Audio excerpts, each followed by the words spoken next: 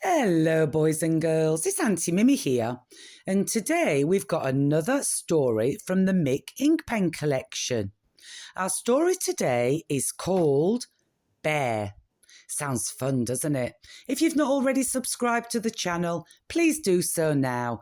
Then sit back, get comfortable, and let's begin.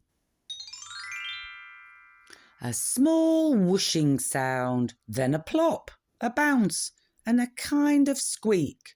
That was how the bear landed in my baby sister's playpen. Have you ever had a bear fall out of the sky right in front of you? At first I thought he was a teddy bear. He just lay there, crumpled on the quilt. Then he got up and took Sophia's drink and her biscuit. That's when I knew he was real. The bear climbed out of the playpen and looked at me. He rolled on his back, lifted his paws and growled. He seemed to want to play. I put him in Sophie's baby bouncer.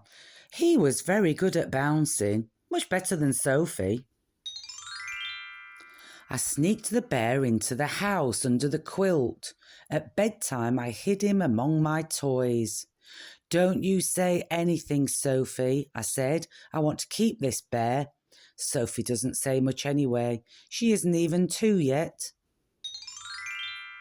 In the morning, the sound of shouting woke me up. Sophie, that's naughty. It was Mum. She was looking at all the feathers. Sophie, that's very naughty. She was looking at the scribble.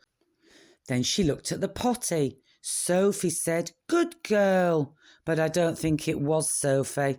I'm sure it wasn't Sophie. It definitely wasn't Sophie.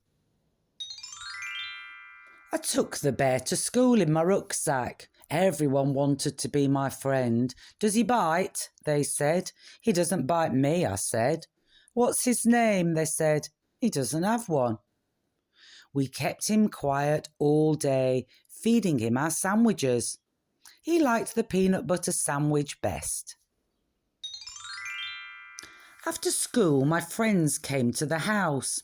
"Where is he then?" they said. We played with the bear behind the garage.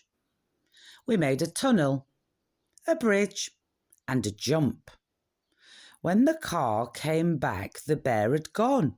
We looked and looked, but there was no bear anywhere. At bedtime, Sophie wouldn't go to sleep. She didn't want her elephant. She didn't want her rabbit. She threw them out of the cot. I gave her my second best pig. She threw it out.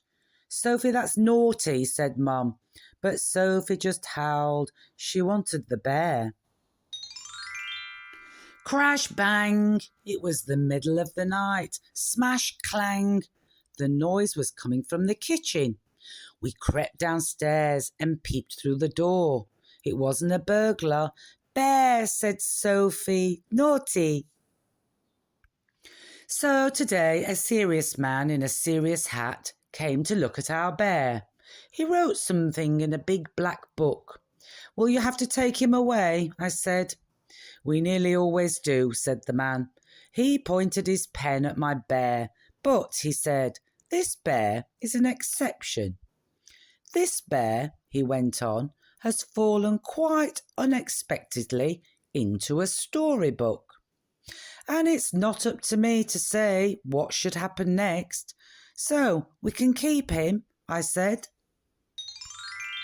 "Ask them," he said, and he pointed straight out of the picture at you. And you thought for a moment. You looked at the man, you looked at the bear, you looked at Sophie, and you looked at me. And then you said, "Yes, you can." And so we did. Well, that was a fun little book today, wasn't it, boys and girls? I did enjoy that story. I hope you enjoyed it as much as I did.